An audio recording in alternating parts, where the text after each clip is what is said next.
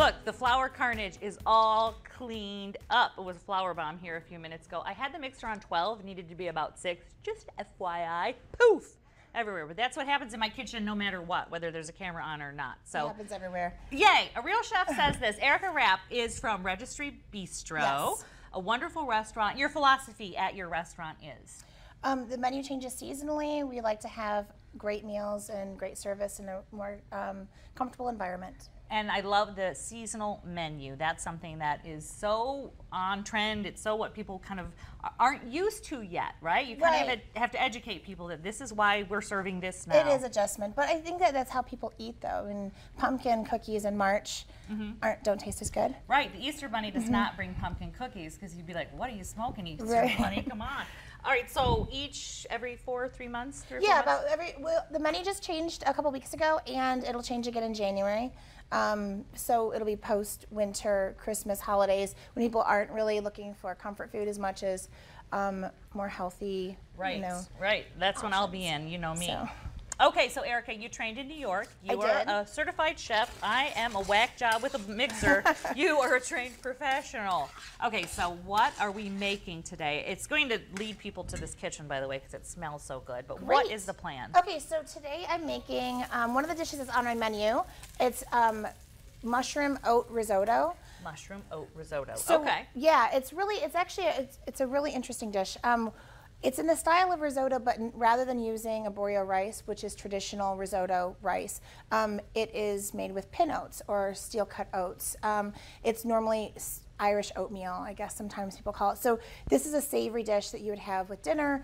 You could have it as an entree. You could have it as a side dish for Thanksgiving. I mean, there's a lot of different options. It's rich, but it's gluten-free and it's vegetarian. I was just going to ask you, you've also really taken into account some dietary restrictions that people are dealing with in today's world, and gluten-free is something that, I mean, what a fantastic draw. You don't have to worry if you're eating this. Exactly. The only thing you have to be aware of is when you buy the oats, make sure that it's gluten-free oats. And they're all gluten-free, but depending on the mill, they don't mill wheat in the same mill that they would do the oats in. You want to make sure to read that label. Right, exactly. Okay, so talk us through it. How do we make this dish? So first I started with the mushrooms, onions, and garlic in this pan.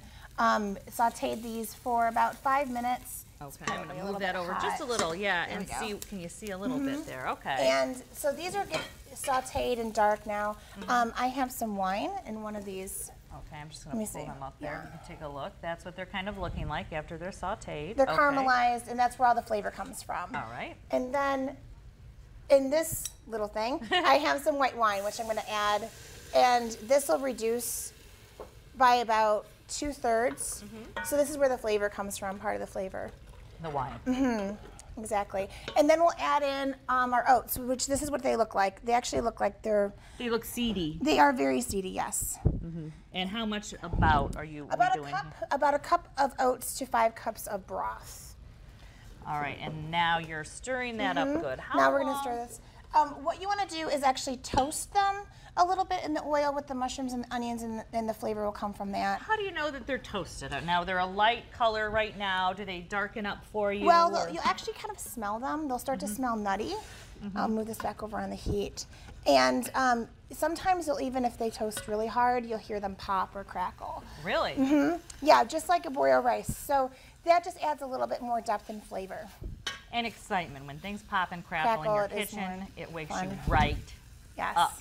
So how long, though, before you start hearing the snap, crackle? About, I would say 3 minutes, depending on the heat that you have on your pan. About 3 minutes. And you have a medium to high heat? I do. Right now I have a medium to high heat. I was sweating the mushrooms and the onions on a low to moderate heat. All right, and then you pumped it up a little bit. A little bit to reduce the wine and also toast the risotto. Do you stir it constantly? Like, this is the thing when we see those chef shows, and there's always risotto disasters. So the issue is to keep stirring. You do want to keep stirring, but this isn't the same as arborio rice, so you have a little more flexibility. There's more leeway? That's what I want to hear, more leeway. Yes, there is. This is a little bit more, it's a little easier than risotto. It is forgiving. When things explode, I need to still be able to, right, put them on a plate and eat it. Absolutely. No, dinner won't be ruined that easily. It is more forgiving. Okay. So you're starting to hear them cracking Sizzle a little bit. and crackle Sizzling. and... Yeah, exactly. Okay, and then the next thing, this is one of the fun things I like about this dish is rather than using chicken broth or beef broth, I make a miso thyme broth. That's okay. So this is that's what I was wondering what that was. Yeah, this is vegetarian. This has blonde miso, which is soybean paste. I cook that with water, some thyme, and just herbs for about 2 hours, some onions, and then it gives you that depth that you're missing when you don't have meat in a dish. Right. So the miso really adds to that. So we're gonna add...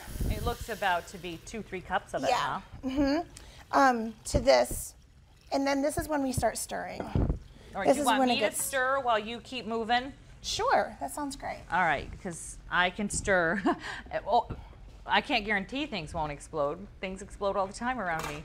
But here we go. Okay, so we're stirring this, and we're still at that level of heat, basically. Yes, yes. Okay. And you just want to, what you want to do is you want to add 1 cup at a time to this, and you let it incorporate. And the more it incorporates, then the thicker the sauce gets. And what you're really doing is you are incorporating the starch from the oats, and you're making that creamy, and that's what's becoming the sauce for your risotto. Okay. And that's why you want to continually stir. Right, so we don't have any congealing weirdness. Exactly. It gets weird. You know, right. When congealing, it just gets weird. All right, so. So this that'll take a few minutes. That'll take about 10 minutes.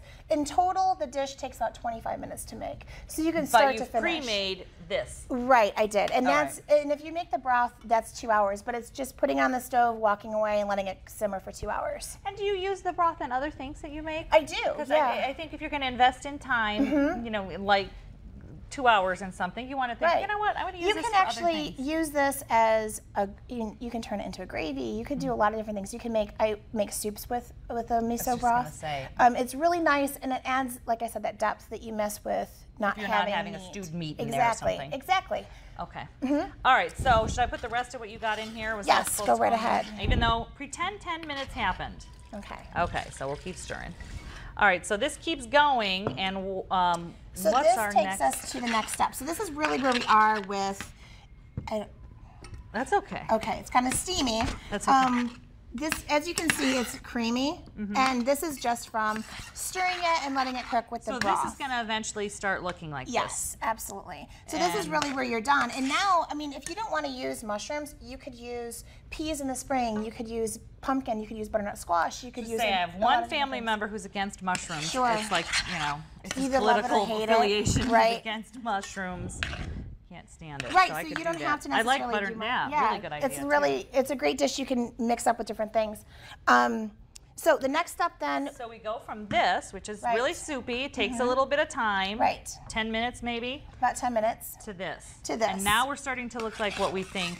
We expect it to look like. And I'm just going to season it with salt and pepper. And then I use. There's a few different cheeses that I use, but this one is a lot of fun. This is a Bella Vitano, and it's part cheddar, part Parmesan cheese. The perfect mix. I know. It's really, so it's creamy, but it's nutty as well. So we're going to put that in. I thought I had a little, oh, there it is. I had a little bit more. Oh, good. You already shredded that up. Yeah, so you put a little it up. Cheese in there. Cheese makes everything better. It does. That's my religion. And I'm just going to do a touch of cream. And is that full cream? I was going to ask you. It is full cream. I mean, you could actually, though, I've done this, and I made it with coconut milk for people who can't have cream or dairy. I've done it with almond milk, the same, and it just gives it a nice consistency. And it's not a ton. You're not cooking a ton of cream into this. All right, so what were you thinking in terms of the amount that we were looking at recipe-wise? So if we were to do a pot for a large party, it would be 1 cup of oats to 5 cups of stock, and then 1/8 of a cup of cream. So it's really not, it's not a ton of cream. And that's the consistency we're looking at. So then what happens? We've got the cheese in there. I could stop right there, but we know there's more. So what else you've got a couple of other things that you're going to embellish this puppy right with. Now, all I'm going to do is I'm going to finish this. I stirred the cheese in. I'm going to add it to the dish. And then I like to add nuts to things. It's just my personal, That's your religion. touch. I like almonds and chestnuts and all of those wonderful items. So I have some chopped smoked almonds that we're going to top this with. And you can actually mix this in if you'd like to. It just adds a little crunch. And then we're going to top it with a little more cheese. And that's it. And that's it. Now, wait a minute. What's this? What did I miss? That's the miso. This is a okay. blonde miso. This is what it looks like. And you can get this from an Asian market. You can get this from a lot of grocery stores now. You want to make sure that it's blonde. And amen, sister. No. that You can never really tell if they're blonde. Get it? It's just a dumb joke. Okay, let me get a fork. All right, so you've got the nuts on top. You've got a little bit more cheese. And I'm going to take a little bit of a taste here. Thumbs up. Thank you. Really good. The creaminess is really... It's creamy, and I love the bite and the oats that you don't get with the rice. I think that the rice is wonderful and it's really rich, but the oats add this little extra pop. And this could be your main dish. Absolutely, absolutely. But give me some pairings that you would serve it with. I've served this as a side dish with fish. I've served it as a side dish with braised short ribs, which is really decadent. But like I said, it would go really well as an addition to a Thanksgiving meal. Right, we're starting to think about that. What would go with our turkey, because we get a little sick of green bean casserole. I mean, I don't. I like it. But, you know, you want to be creative, bring something new. This is a perfect idea. We're going to link to your restaurant, Regency Bistro. Thank you. And, of course, Erica's being very generous and giving us the recipe so that you can also try this at home. You've seen how it works. You see that it's just a matter of getting that sauce kind of right. Right, and then you're good to go. Yep. All right, our website is fullplate.tv, and we've got all the recipes, we've got all the crafts, we've got links to all of our social media sites, including let us know what you want us to pin next, because I can test it. We'll see if it works or not. Thanks for joining us. We're so glad you're here, and I'm going to try a little bit more of this because one bite's just not enough. Thank you, Erica. Thank you. Not that much.